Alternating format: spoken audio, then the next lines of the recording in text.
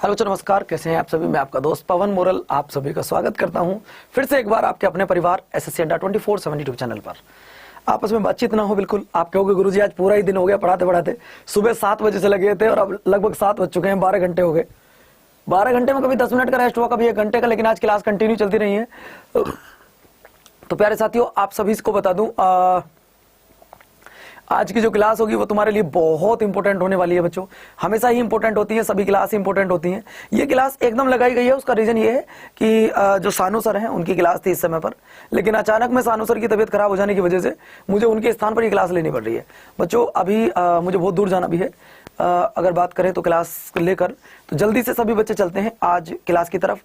सानू सर की क्लास नहीं होगी, पलक उनकी तबीयत एकदम अचानक खराब हो गई तो वो अभी स्टूडियो से वापस घर गए हैं, है ना। तो प्यारे साथियों, आप सभी तैयार हैं जीएस की इस क्लास के लिए? आप सभी तैयार हैं जीएस की इस क्लास के लिए प्यारे साथियों? जीएस की इस क्लास के लिए प्यारे साथियों आप तैयार हैं?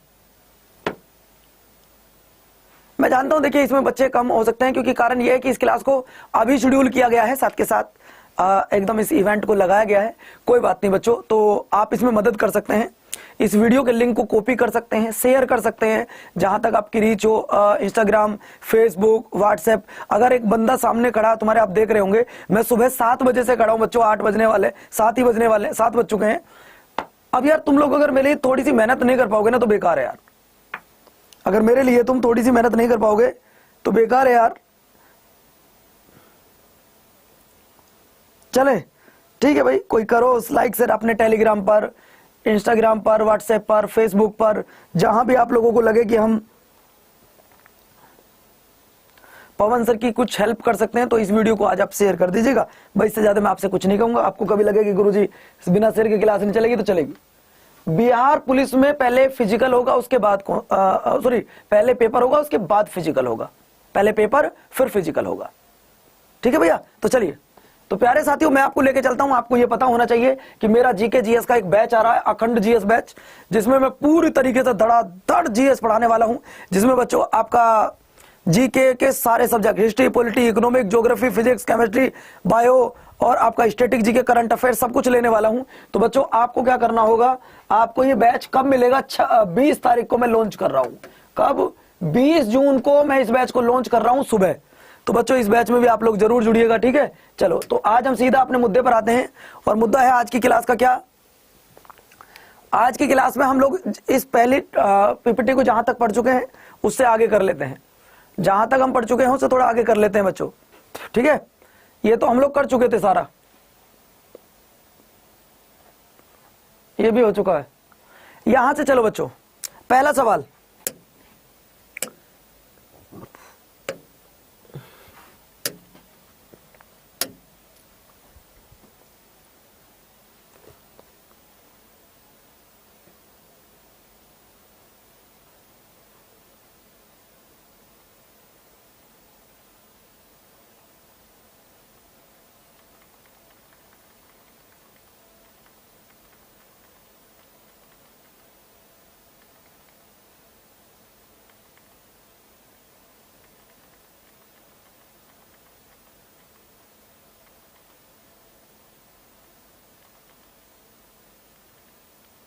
ये भी हो चुका बच्चों। यहां से यहां तक हुआ था हमारा।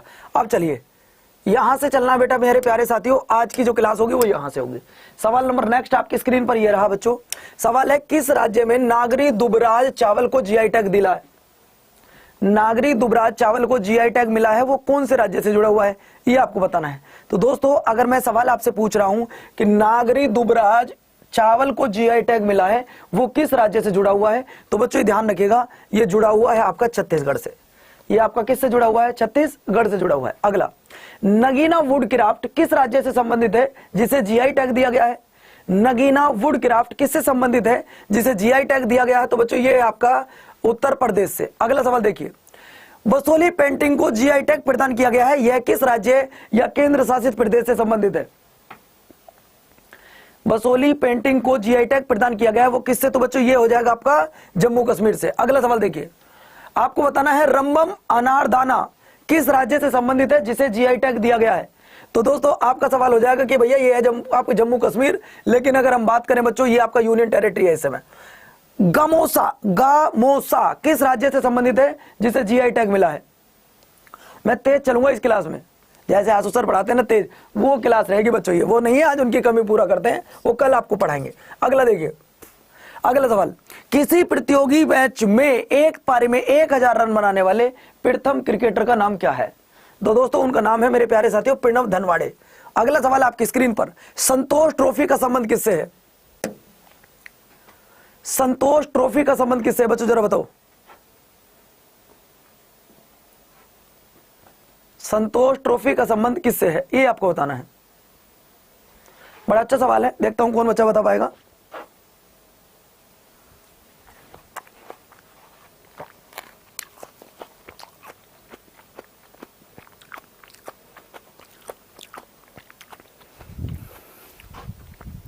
हॉकी से बिल्कुल नहीं है, फुटबॉल से बिल्कुल ठीक एकदम। अगला सवाल देखिए, मिलिंद पनो क्या है? मिलिंद पनो क्या है? मिलिंद पनो की रचना की गई थी नागसेन के द्वारा। किसके द्वारा की गई थी? नागसेन के द्वारा की गई थी बच्चों, एक बोधो का पाठ होता है। अगला देखो, चरक किसके राज चिकित्सक हुआ करते थे? पहले सबसे पहले देखो चरक की पुस्तक का नाम क्या है, तो चरक की पुस्तक का नाम है चरक संहिता। चरक की पुस्तक का नाम क्या है बच्चों? चरक संहिता। पहला सवाल तो ये देखो, ये किसके दरबार में रहा करते थे ये बताओ।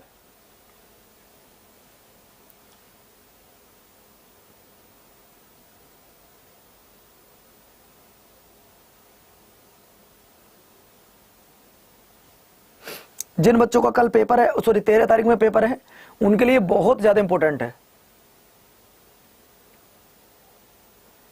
बोलो भैया। हम आपको बता दें ये आपके कनिष्क के संबंधित है। अगला देखो, अगला सवाल है, नूरजहां का मूलतः नाम क्या हुआ करता था? नूरजहां का मूलतः नाम क्या हुआ करता था बच्चों? अच्छा एक बात बताओ बच्चों, थोड़ी थ्योरी पढ़ाऊं आज आपको? आप कहो तो थोड़ी थ्योरी पढ़ाऊं? आप बोलो तो थोड़ी थ्योरी पढ़ाऊं बच्चों आज आपको?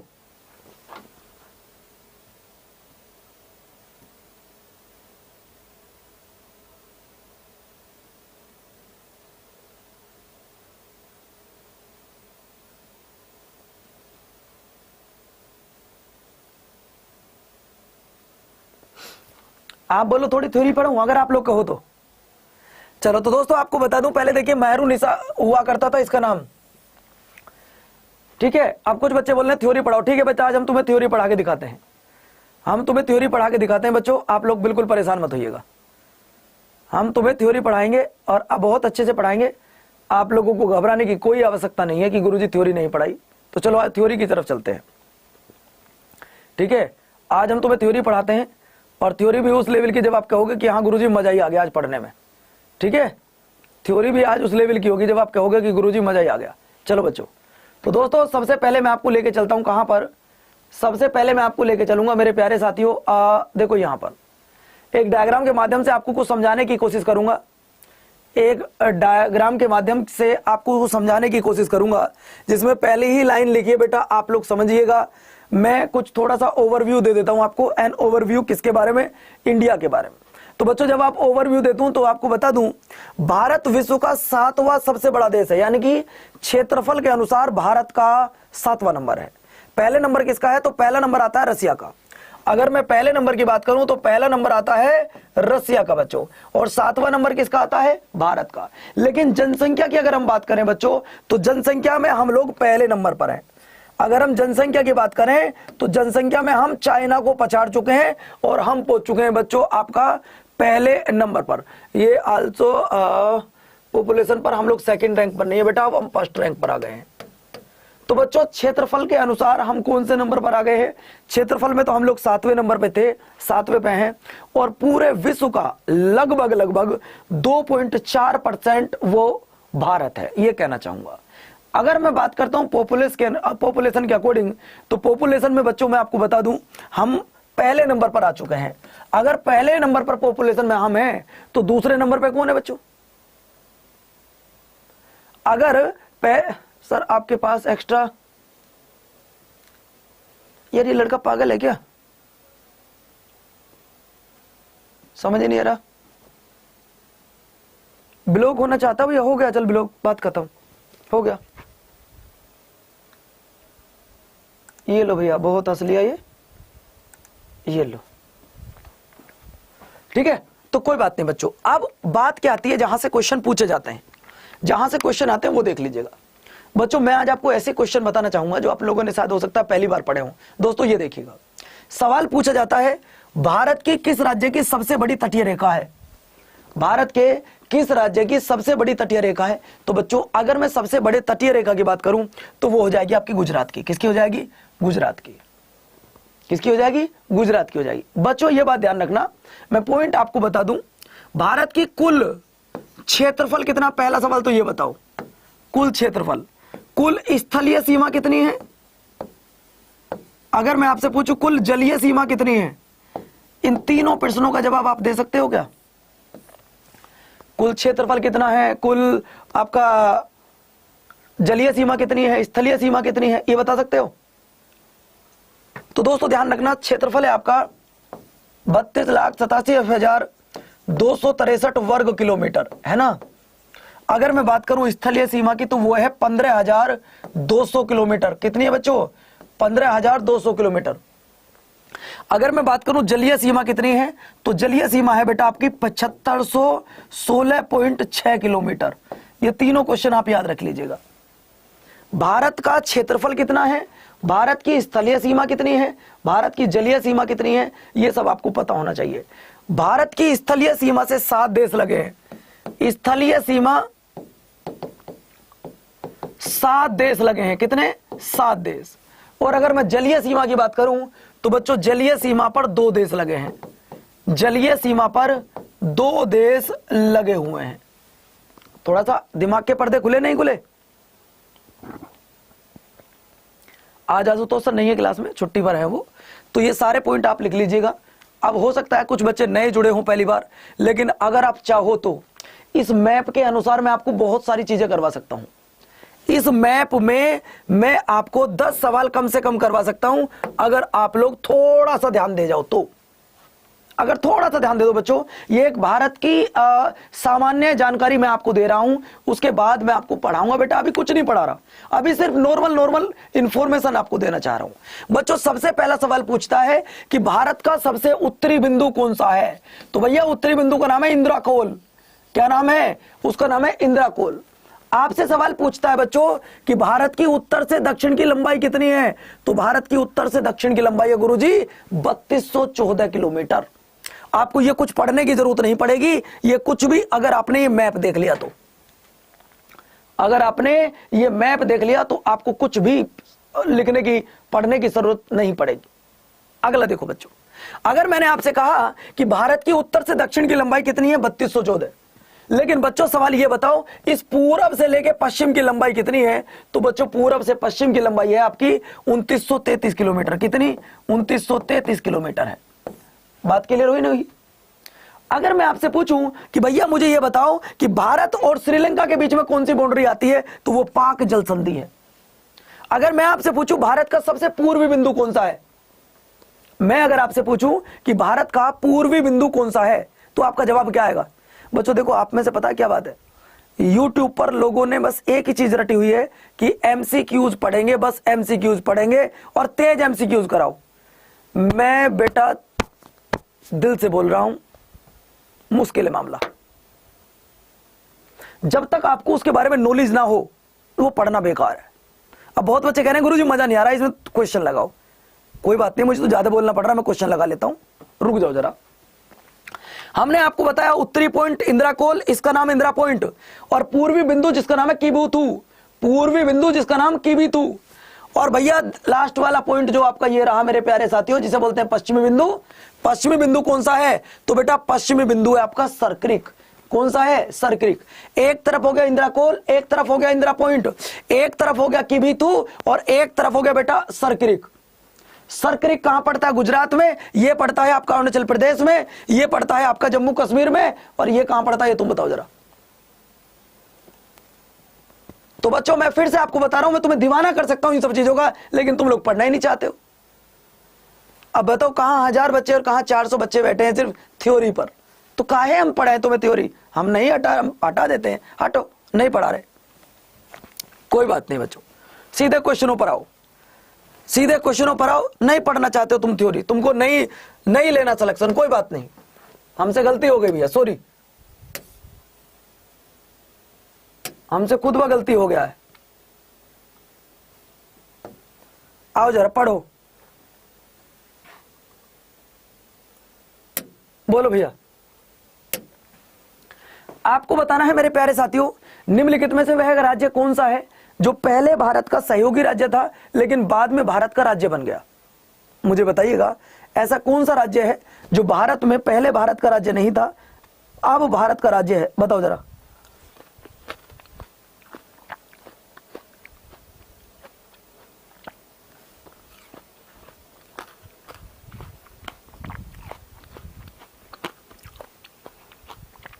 चलिए, तो दोस्तों पहले सहयोगी राज्य था, बाद में भारत का राज्य बना, वो था आपका सिक्किम। आपको बता दूं, सिक्किम भारत में 36वां संविधान संशोधन 1975 में भारत का 22वां राज्य बना। कौन सा?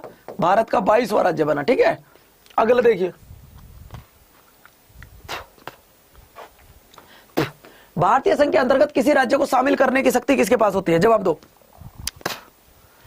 भारतीय संघ के अंदर किसी राज्य को शामिल करने की शक्ति किसके पास होती है? बताओ। नया राज्य बनाने की शक्ति किसके पास होती है? तो दोस्तों ऐसे ध्यान रखो इसे, तो नया राज्य की अगर मैं बात करूं तो नया राज्य हमारे देश में संसद बना सकती है। कौन बना सकती है? संसद बना सकती है। और परचम के बैच में मेरी जो क्लास होगी बेटा वो 26 तारीख से होगी। कब से होगी बच्चों? 26 तारीख से होगी। अगला देखो बच्चों, अगला सवाल आपकी स्क्रीन पर ये रहा, बताइए जम्मू कश्मीर राज्य पुनर्गठन के पश्चात भारत में कुल कितने राज्य रह गए? जम्मू कश्मीर पुनर्गठन के बाद भारत में कुल कितने राज्य रह गए, ये आपको बताना होगा। वैभव पढ़ लो भैया, वरना ब्लॉक होने में 1 मिनट लगेगी सिर्फ।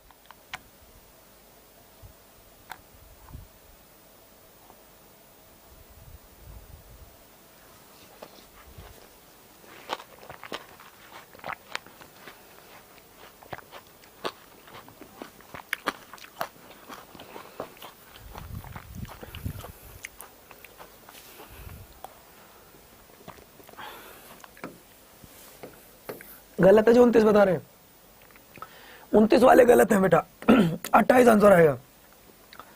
अगला देखिए, इन राज्यों को क्रम से लगाओ, इन राज्यों को क्रम से लगाओ भैया। भैया इनको अगर आप क्रम से लगाते हैं तो दोस्तों आप जानते हैं ये बना था 1953 में, ये बना था 1966 में, ये बना था 75 में, ये बना 72 में। तो भैया सबसे पहले कौन बनेगा? 1 नंबर आएगा पहले तो गुरुजी, 1 नंबर आएगा पहले पे, तो 1 तो इसमें नहीं है, इसमें भी नहीं है। अगर 1 बना, 1 के बाद आएगा 3, तो 1 और 3, भैया ये रहा आंसर, ये रहा आपका आंसर। ठीक है, अगला देखिए, इन राज्यों का आरोही क्रम बताओ, कौन सा सही होगा?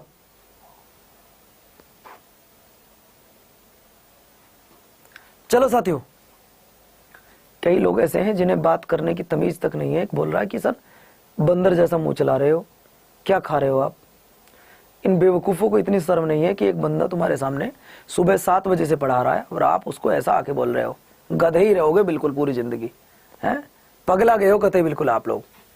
चलिए अगला सवाल देखो, भाषा के आधार पर भारत में सबसे पहला राज्य कौन सा बना था? भाषा के आधार पर सबसे पहला राज्य कौन सा बना था, ये आपको बताना होगा। अगर आप मुझसे थ्योरी पढ़ना चाहते हैं, अगर आप मुझसे थ्योरी पढ़ना चाहते हैं तो मैं डेली पढ़ाता हूं सुबह 9 बजे, आप वहां पढ़ सकते हैं।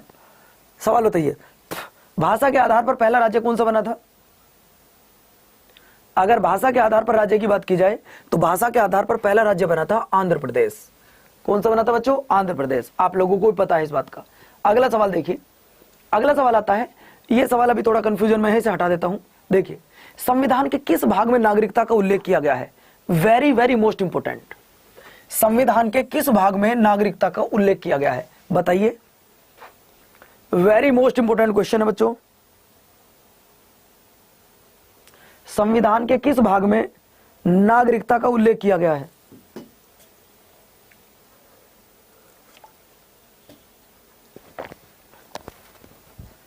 चलिए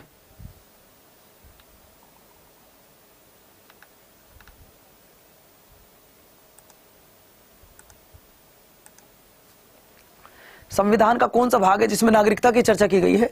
तो बच्चों वो भाग है नंबर है आपका 2। हमारे पूरे भारत में एकल नागरिकता है। आर्टिकल नंबर की अगर मैं बात करूं तो आर्टिकल 5 से लेकर 11 तक, आर्टिकल 5 से लेकर 11 तक। अगला देखिए, हमारे देश में कौन सी नागरिकता दी जाती है? ज्योग्राफी के क्वेश्चन बेटा बाद में कराऊंगा रिया। हमारे देश में कौन सी नागरिकता दी जाती है ये आपको बताना है। दोहरी नागरिकता, एकल नागरिकता, उपरोक्त दोनों या उपरोक्त में से कोई नहीं। हमारे देश में कौन सी नागरिकता दी जाती है? तो बच्चों मैं आपको बता दूं, प्रणाम भैया प्रणाम। हमारे देश में एकल नागरिकता, जबकि अमेरिका में दोहरी नागरिकता है। ठीक है बच्चों, चलिए अगला सवाल देखो। अगला सवाल बोलता है कि भारतीय संविधान कितने प्रकार से आपको नागरिकता देता है?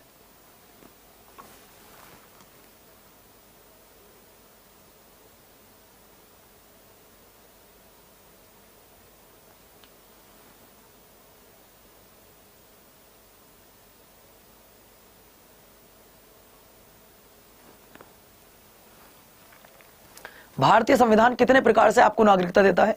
तो बच्चों मैंने आपको बताया था 5 प्रकार से, BRAND, ये 5 प्रकार से भारत की नागरिकता मिलती है। इन 5 प्रकार से आपको भारत की नागरिकता मिल जाती है, तो उपयुक्त सभी हो जाएगा। अगला देखिए, अगला सवाल आता है किस देश में दोहरी नागरिकता है? भैया मैंने अभी बताया ये सवाल आपको, 1 मिनट पहले ये सवाल मैंने आपको बताया है। अब आपको बताना है कि ऐसा कौन सा देश है जिसमें दोहरी नागरिकता का सिद्धांत स्वीकार किया गया है, मतलब जहां पे ड्यूअल सिटीजनशिप है, ये आपको बताना होगा। ऐसा कौन सा देश है जहां पर दोहरी नागरिकता है? ऐसा कौन सा देश है जहां पर दोहरी नागरिकता है? बच्चों बताइए। तो बच्चों अगर मैं दोहरी नागरिकता की बात करूं तो वो आपका हो जाएगा संयुक्त राज्य अमेरिका में। कहां पर? संयुक्त राज्य अमेरिका में। क्वेश्चन नंबर नेक्स्ट आपकी स्क्रीन पर ये रहा। बताइए हमारे देश में नागरिकता कितने प्रकार से आपकी खत्म की जा सकती है? बताएंगे क्या आप? हमारे देश में नागरिकता जो खत्म की जाती है वो कितने प्रकार से की जाती है? तो बच्चों ध्यान रखना, 3 प्रकार से भारत की नागरिकता समाप्त की जा सकती है। कितने प्रकार से? 3 प्रकार से। तो ये रहा आंसर। अगला सवाल देखिए, जिस समय संविधान अंगीकृत किया गया था, ये बात है 26 नवंबर 1949 की। ये बात है बेटा 26 नवंबर 1949 की, जब हमारे देश का संविधान अंगीकृत किया गया था। और वो अंगीकृत जो किया था वो संविधान सभा ने किया था। तो उस समय नागरिकता, अंतरिम संसद और चुनावी संबंधी ये सारे के सारे कानून लागू हो गए थे। तो आंसर आ जाएगा आपका डी। आंसर आ जाएगा आपका डी, बिल्कुल एकदम करेक्ट आंसर। ठीक है, अगला देखिए। अगला सवाल आता है हमारे देश में मौलिक अधिकार किस आर्टिकल में दिए गए हैं? हमारे देश में मौलिक अधिकार किस आर्टिकल में दिए गए हैं ये आपको बताना होगा। भैया एक बार लाइक एंड शेयर कर दोगे थोड़ा सा तो अच्छा रहेगा। बाकी तो एज योर चॉइस बच्चों, पढ़ा ही रहे हम तो सुबह 7 बजे से, और पढ़ा देंगे आपको, कोई दिक्कत नहीं है। हमने आपसे बोला है कि जो आपके मौलिक अधिकार हैं वो बेटा किस आर्टिकल में रखे गए हैं। तो देखो भैया, अगर मैं आपसे पूछूं मौलिक अधिकार तो पार्ट 3 में रखे गए हैं।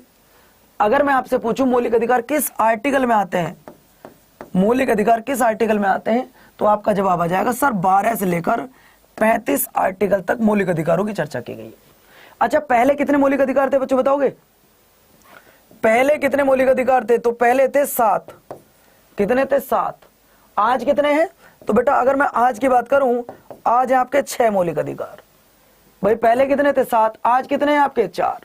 ठीक है, अगला देखिए। अगला सवाल आपकी स्क्रीन पर ये रहा, निम्नलिखित में से कौन अधिकार भारतीय संविधान में नागरिकों को प्रदान नहीं किया जाता है? बताओ। आज मेरी क्लास सुबह 7 बजे हुई थी बच्चों, देखो 8 बजने वाले हैं, 13 घंटे होने वाले हैं। 13 घंटे में मैं स्टूडियो में हूं, 13 घंटे से।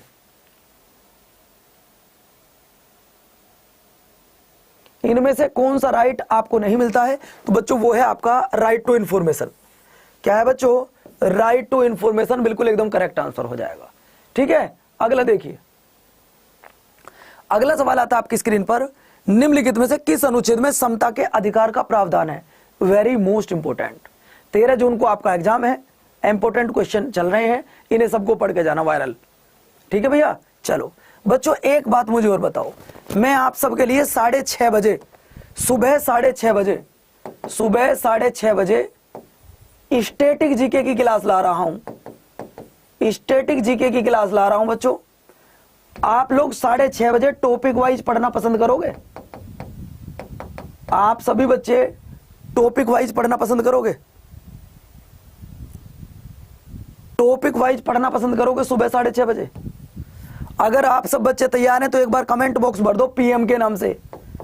पीएम, पीएम का मतलब पवन मोदल, और वैसे आप मुझसे प्रॉमिस कर रहे हैं, प्राइम मिनिस्टर मत समझ लेना। एक बार सभी बच्चे पीएम लिख दो जा। अगर सुबह 6:30 पर मैं डेली लाइव रहूंगा। अब बच्चों सोचो, मैं 6:30 बजे अगर ऑफिस आ रहा हूं तो इसका मतलब मुझे 5 बजे से पहले उठना होगा, है ना? तो बच्चों आप लोगों के लिए सब कुछ करूंगा। जब तक एमटीएस का पेपर होगा, जब तक दिल्ली पुलिस का पेपर होगा, ये क्लास ऐसी चलेगी। अगला देखिए, सवाल आता है बेटा, ये आंसर आ जाएगा आपका आर्टिकल नंबर 14। ठीक है, अगला देखो, अगला सवाल आता है आज की क्लास का सबसे इंपॉर्टेंट सवाल। आज की क्लास का सबसे इंपॉर्टेंट सवाल वो यही है, अनटचबिलिटी किस आर्टिकल में आती है? अनटचबिलिटी बोले तो बच्चों छुआछूत का अंत, अनटचबिलिटी बोले तो अस्पृश्यता या छुआछूत का अंत, ये किस आर्टिकल में आता है? अनटचबिलिटी किस आर्टिकल में आती है?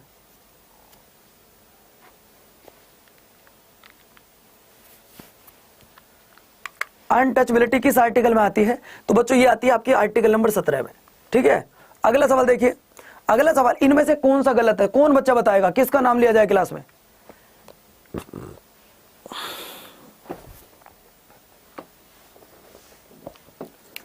कौन बच्चा चाहता है कि तुम्हारा नाम लिया जाए और इस क्वेश्चन का जवाब दिया जाए बच्चों?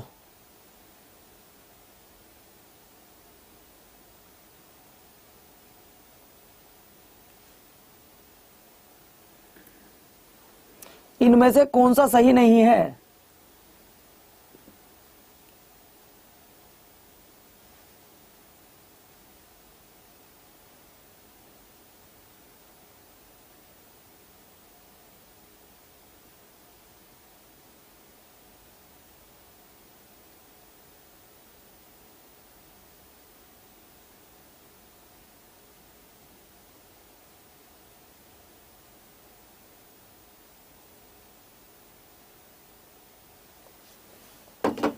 बोलो बच्चों, ध्यान रखना बच्चों, ये भी सही है, ये भी सही है, ये सही नहीं है। इसका मतलब सी आंसर बिल्कुल गलत है। एक कह रहा रिकॉर्डिंग है, सत्यम हाँ रिकॉर्डिंग है, तुमने और मैंने तो रिकॉर्ड की थी, दोनों भाइयों ने बैठ के क्लास रिकॉर्ड। अगला देखिए, आपको बताना है कि कौन सा इनमें से एक मौलिक अधिकार नहीं है। ये बताओ, प्रेस की स्वतंत्रता किस अधिकार में आती है? प्रेस की स्वतंत्रता किस आर्टिकल में आती है? जवाब दो।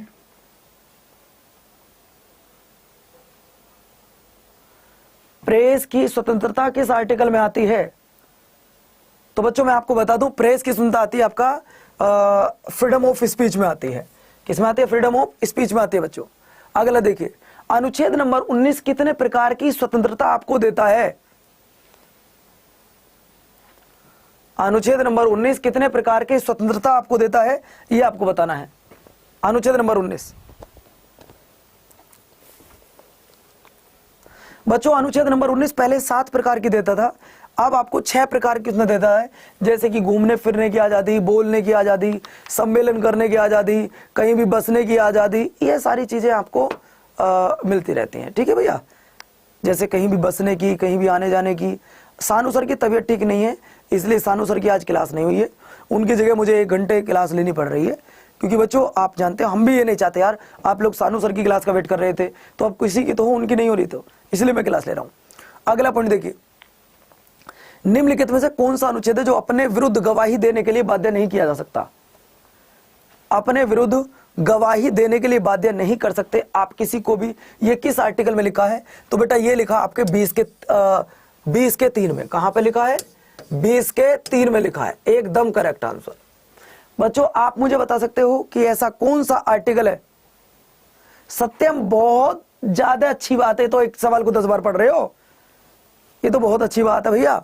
आप मुझे बता सकते हो ऐसे कौन से 2 आर्टिकल हैं जो कभी खत्म नहीं होते? ऐसे कौन से 2 आर्टिकल हैं जो कभी खत्म नहीं होते? जवाब दे सकते हो?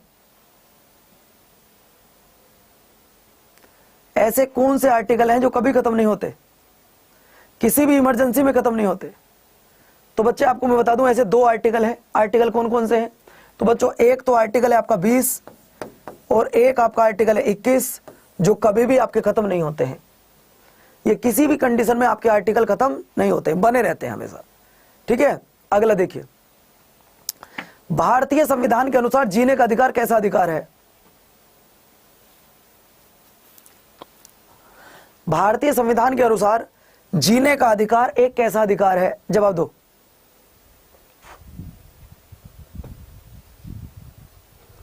भारतीय संविधान के अनुसार जीने का अधिकार एक कैसा अधिकार है? तो बच्चों ध्यान रखना, जीने का अधिकार एक हमारा फंडामेंटल राइट है, यानी कि एक हमारा मौलिक अधिकार है, जो कि आपका आर्टिकल नंबर 21 में आता है। ठीक है, अगला देखो, 6 से 14 साल के बच्चों को निःशुल्क शिक्षा का अधिकार वो क्या है? आपके सामने ऑप्शन रखें, मैं आपको 1 मिनट का नहीं 20 सेकंड का समय दे रहा हूं, आप जवाब दो।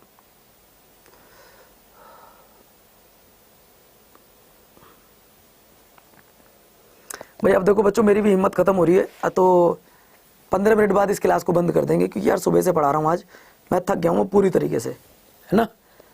अब मैं भी पूरी तरीके से थक चुका हूँ, तो ये क्लास अब आपके 15 मिनट बाद हम ऑफ कर देंगे, है ना। विनय जी आप लोग पढ़ लो भैया। तो ये हमारा एक मूल अधिकार है, इसके लिए आर्टिकल 21 का ए पार्ट जोड़ा गया, 86 कॉन्स्टिट्यूशनल अमेंडमेंट एक्ट 2002। अगला देखो, अगला सवाल है आपका, निम्नलिखित में से कौन सा अनुच्छेद बालकों के नियोजन से प्रत्यक्ष रूप से संबंधित है? कौन सा अनुच्छेद? क्योंकि यार सुबह 7 बजे से पढ़ा रहा हूं, तो मैं भी तो इंसान हूं यार, थोड़ा सा दुख दर्द पीड़ा मुझे भी होती है ना। तो आज के लिए हम थोड़ी देर बाद क्लास रोक देंगे, परेशान बिल्कुल मत होइएगा। अब मैं पूरी तरीके से थक चुका हूं इस समय, बस क्लास अब ले ही रहा हूं थोड़ी सी और 10 मिनट के लिए। अनुच्छेद 24। अगला देखो, अगला सवाल है बच्चों आपका, किसी धर्म विशेष संवर्धन के करों के लिए भुगतान की अनिवार्यता की मुक्ति दी गई है किस आर्टिकल के द्वारा? तो बच्चों आर्टिकल वो कौन सा है जो मुक्ति दे रहा, वो कौन सा आर्टिकल है बच्चों? तो ये मैं आपको बताना चाहूंगा मेरे प्यारे साथियों, वो कौन सा आर्टिकल है भाई, मुझे अभी टाइम लगेगा।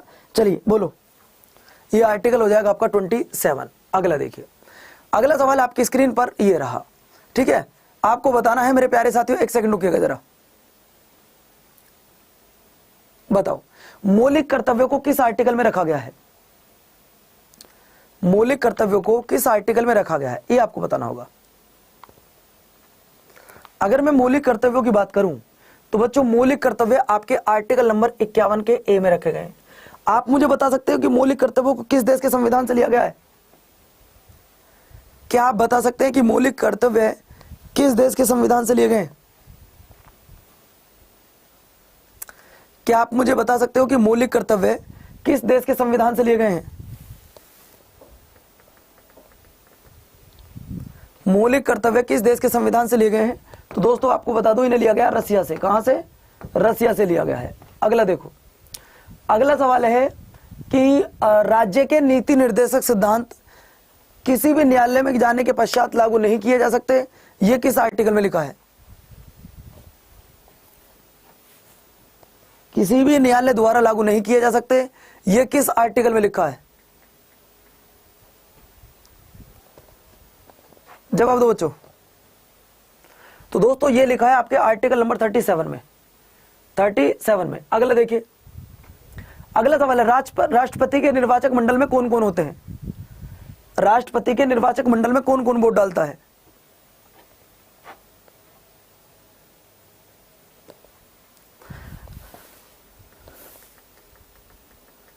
राष्ट्रपति के निर्वाचक मंडल में कौन कौन वोट डालता है?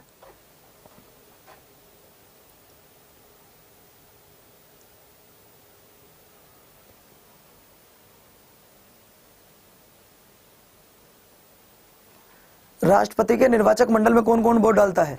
तो भैया संसद के दोनों सदनों के निर्वाचित मेंबर, राज्य विधानमंडल के दोनों सदनों के निर्वाचित मेंबर, सभी राज्यों की विधानसभाओं के निर्वाचित मेंबर 1, 3, 4 ये वोट डालते हैं। 1, 3, 4 ये रहा option number D. Option number D इसका बिल्कुल करेक्ट आंसर हो जाएगा। ऑप्शन नंबर डी बिल्कुल करेक्ट आंसर हो जाएगा। ठीक है, ऐप का लिंक लगा दो बाहर से। ठीक है भैया, चलिए अगला देखो। अगला सवाल आता है कि भारत का राष्ट्रपति बनने के लिए कुछ पॉइंट दिए गए, इनमें से कौन सा सही है? इनमें से कौन सा सही है अगर आप भारत का राष्ट्रपति बनना चाहते हैं तो? अगर आप भारत का राष्ट्रपति बनना चाहते हैं तो इनमें से कौन सा सही है बच्चों, बताइए। देखिए, भारत का व्यक्ति राष्ट्रपति वह बनेगा जो भारत का नागरिक हो, बिल्कुल एकदम सटीक पॉइंट है। दूसरा पॉइंट लगा है बच्चों, वह 35 वर्ष पूरी कर चुका हो, यह भी ठीक है। तीसरा, वह संसद का सदस्य, गलत, वह लोकसभा का मेंबर, वह लोकसभा का मेंबर चुने जाने की योग्यता रखता हो। पहला दूसरा ठीक है, पहला दूसरा ठीक है बस। ठीक है भैया, अगला देखिए। अगला सवाल आता है आपकी स्क्रीन पर, यह रहा। भारत का राष्ट्रपति अपना त्यागपत्र किसको देते हैं? भारत के राष्ट्रपति अपना त्यागपत्र किसको देते हैं? जवाब दो।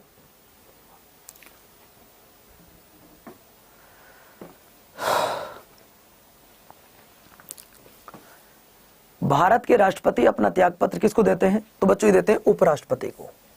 किसको देते हैं? उपराष्ट्रपति को। सवाल नंबर नेक्स्ट आपकी स्क्रीन पर ये रहा, बताइए। भारत के निम्नलिखित में से कौन से राष्ट्रपति जो ट्रेड यूनियन आंदोलन से संबंधित थे? जो ट्रेड यूनियन आंदोलन से संबंधित थे। तो बच्चों मैं आपको बता दूं, ये थे आपके मेरे प्यारे साथियों वीवी गिरी जी। अगला देखो, भारत सरकार का संवैधानिक अध्यक्ष कौन होता है?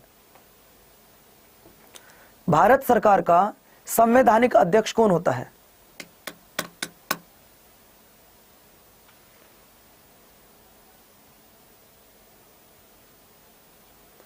भारत सरकार का संवैधानिक अध्यक्ष कौन होता है? तो बच्चों भारत सरकार का जो संवैधानिक अध्यक्ष होता है भैया, इसका आंसर आ जाएगा आपका राष्ट्रपति महोदय। अगला देखिए, केंद्र और राज्यों के बीच आपस में झगड़ा ना हो तो किस आयोग का गठन किया जाता है राष्ट्रपति के द्वारा? केंद्र और राज्यों के बीच में झगड़ा ना हो इसलिए कौन सा आयोग स्थापित किया जाता है, बता सकते हो?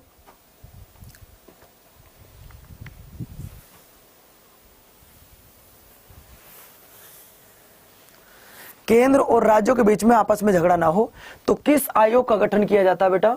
वित्त आयोग का। वित्त आयोग आपका आर्टिकल नंबर 280 में आता है। किस आर्टिकल में आता है? 280 में। अगला देखो, अगला सवाल है, भारत के उपराष्ट्रपति का चुनाव कैसे किया जाता है? भारत के उपराष्ट्रपति का चुनाव कैसे किया जाता है? भारत के उपराष्ट्रपति का चुनाव कैसे किया जाता है? तो बच्चों ये करते हैं आपके संसद के सदस्यों द्वारा। उपराष्ट्रपति पदेन अध्यक्ष होता है किसका?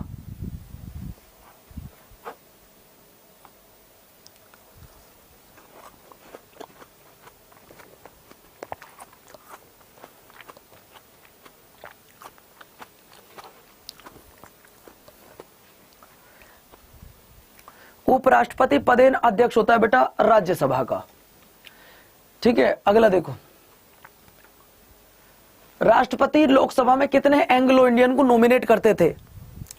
राष्ट्रपति कितने एंग्लो इंडियन को नॉमिनेट करते थे, ये बताओ।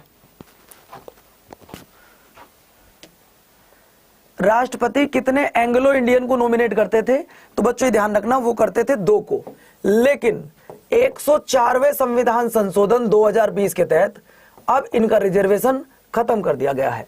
अब नहीं चुनते हैं, अब मनोनीत नहीं करते हैं।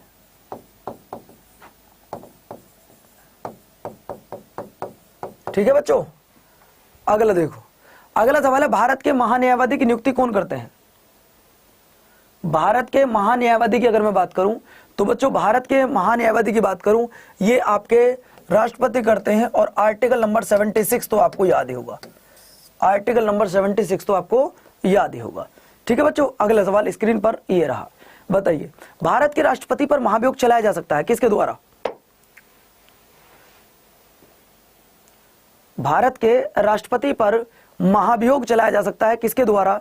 तो बच्चों भारत के राष्ट्रपति पर महाभियोग चलाया जा सकता है संसद के द्वारा आर्टिकल नंबर 61 के तहत। ठीक है, अगला देखिए, भारत के ऐसे कौन से राष्ट्रपति हैं जिन्हें निर्विरोध चुना गया था? भारत के ऐसे कौन से राष्ट्रपति हैं जिन्हें निर्विरोध चुना गया था बिना किसी इलेक्शन के? तो बच्चों वो थे आपके नीलम संजीवा रेड्डी। अगला सवाल देखिए, राजेंद्र प्रसाद 2 बार भारत के राष्ट्रपति बने। अगला सवाल देखो बच्चों, ये आपके लिए होमवर्क है। अब मैं पूरी तरीके से थक चुका हूं, ये आपकी आज की होमवर्क है बच्चों। मुझे एक बात बताओ साथियों, मुझे एक बात बताओ, आप में से कितने बच्चे एमटीएस की तैयारी कर रहे हैं? यहां पर आप में से कितने बच्चे हैं जो एमटीएस की तैयारी कर रहे हैं, मुझे बताएंगे? जिनका टारगेट है इस बार एमटीएस निकालना, एमटीएस की तैयारी कितने बच्चे कर रहे हैं, मुझे ये बताओ। जो बच्चे 2023 वाला एमटीएस निकालना चाहते हैं बच्चों, अभी अभी थोड़ी देर पहले मैं आपको बता दूं, अभी थोड़ी देर पहले एसएससी एमटीएस महापैक पर, एसएससी एमटीएस महापैक पर डबल वैलिडिटी लाइव हो चुकी है। यानी कि आप आज रात 12 बजे तक आपको डबल वैलिडिटी मिल रही है। अगर आप लोगों का टारगेट हो, पवन सर के साथ जुड़ना चाहते हो बच्चों, अपना सपना साकार करना चाहते हो, अपने गुरुओं का मान सम्मान बढ़ाना चाहते हो, अपने मम्मी पापा को दिया गया वादा पूरा करना चाहते हो बच्चों, जब कोई मोहल्ले में से गवर्नमेंट जॉब पे जाता है ना, तो जो जॉब की तैयारी कर रहा होता है उससे पूछो उसके दिल पे क्या गुजर रही होती है। लेकिन वो कहीं ना कहीं फन मार के रह जाता है, अरे छोड़ो यार अगली बार फिर से तैयारी करूंगा। नहीं, इसी बार आपको सिलेक्शन लेना है, इसी बार आपको सिलेक्शन लेना है बच्चों। मैं फिर से बता रहा हूं, ये देख लो भैया, वैकेंसी आ रही है 10,000 प्लस वैकेंसी है, 10,000 प्लस वैकेंसी आ रही है लगभग। और आपको बता दूं फॉर्म कब से भरे जाएंगे, तो मेरे प्यारे साथियों फॉर्म भरे जाएंगे आपके 14 जून से। कब भरे जाएंगे? फॉर्म भरे जाएंगे आपके 14 जून से। उम्मीद करता हूं कि बच्चों आज डबल वैलिडिटी का फायदा आप सब उठाओगे। रात 12 बजे डबल वैलिडिटी हो सकता है बंद हो जाए, तो आपको क्या करना, कोड लगाना है Y367 MTS। जो बच्चे MTS का बैच लेना चाहते हैं वो एक बार ये वाला कोड लिख दीजिएगा, मैं फिर आपको बताऊंगा कैसे आपको बैच लेना है। जो बच्चे बैच में जुड़ना चाहते हैं, देखिए इस बार MTS पार, इस बार क्या होगा, एमटीएस पार होगा।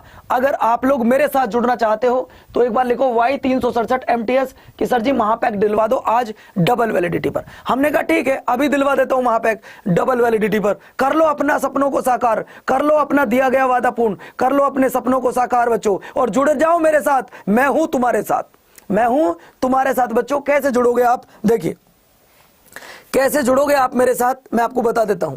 कौन सा वो बैच है बच्चों जिससे तैयारी करके आप अपना सिलेक्शन सुनिश्चित कर सकते हैं। आपको कुछ नहीं करना, आप गूगल पे जाइएगा और जिनका टारगेट हो, जो पढ़ना जानते हो, जो मेहनत करनी जानती हो, वो मेरे साथ आना, वो मेरे साथ आना बच्चों। गूगल पे जाओ, अड्डा 24/7 लिखिए। आप जैसे ही अड्डा 24/7 लिखते हैं हमारी वेबसाइट ओपन हो जाती है। हो गई वेबसाइट ओपन। आप जैसे ही वेबसाइट ओपन करते हैं ऑल कोर्स को सिलेक्ट करो, एसएससी, और ये रहा एमटीएस। एमटीएस का महापैक आज आपको डबल वैलिडिटी पर मिल रहा है। एमटीएस का महापैक आज आपको डबल वैलिडिटी पर मिल रहा है। ये रहा बच्चों 12+12 माह के लिए, यानी कि आपको ये मिल रहा है 24 माह के लिए। देन आपको कोड यूज करना Y367। अगर आप ये कोड यूज करते हैं Y367 तो आपको ये बैच मात्र 880 रुपए का मिल जाएगा बच्चों। इस बैच में मैं आपको क्या क्या दे रहा हूं, पहले आप ये सुनो जरा। मैं आपको इस बैच में क्या क्या दे रहा हूं जरा सुनते जाना, ये देखना, आपको अच्छी लगे तो मेरी बात ध्यान से सुनना। 4,448 आपको वीडियो मिलेंगी। क्या मिलेंगी? इसमें हमारी पुरानी वीडियो मिल जाएंगी। इतनी सर, इतने रुपयों में? जी हाँ। अगला अगर मैं बात करूं 533 आपको टेस्ट सीरीज मिल जाएंगी। क्या मिल जाएंगी बच्चों? टेस्ट सीरीज मिल जाएंगी। अगर मैं बात करूं तो 500 घंटे आपको लाइव क्लास मिल जाएंगी। कितनी मिल जाएंगी? लाइव क्लास मिल जाएंगी बच्चों। 115 आपको ई बुक मिल जाएंगी। क्या मिल जाएंगी? ई बुक मिल जाएंगी। इसमें आपको मैथ के 4 टीचर मिल जाएंगे, मैथ के 4, रीजनिंग के 3, जीएस के आपको 5 मिल जाएंगे। और बच्चों अगर मैं बात करूं इंग्लिश की तो बेताज बादशाह मैम सर सब आपको मिल जाएंगे 5-6 बच्चों। अगर आप चाहते हो अपना सिलेक्शन सुनिश्चित करना तो हमारे साथ इस बैच में जुड़ जाओ, जो आपको आज रात 12 बजे तक डबल वैलिडिटी पर मिल रहा है। Double validity. अभी राठौर, अभी तो तुम कह रहे हो गुरुजी रुपए नहीं है, बड़ी दिक्कत है, लेकिन जब पेपर में 1 नंबर से रह जाओगे ना, ये 2 नंबर, तब आपको मेरी बात याद आएगी। तब आपको मेरी बात याद आएगी कि गुरुजी ने उस दिन सही कहा था। खास गुरुजी की बात मान लिया होते तो आज हमारा भी इन मोहल्ले वालों की जैसा सिलेक्शन हो रहा होता। समझ रहे हो ना? चलिए, तो सर हमने तो सुना है कि आप भी हमारे साथ हो, हाँ मैं भी हमारे साथ हूं बच्चों। चलिए तो दोस्तों आपको बता दूं फिर से, ये देखिए कैसे मिलेगा ये बैच आपको। आपको कुछ नहीं करना, आज महापैक पर डबल वैलिडिटी चल रही है।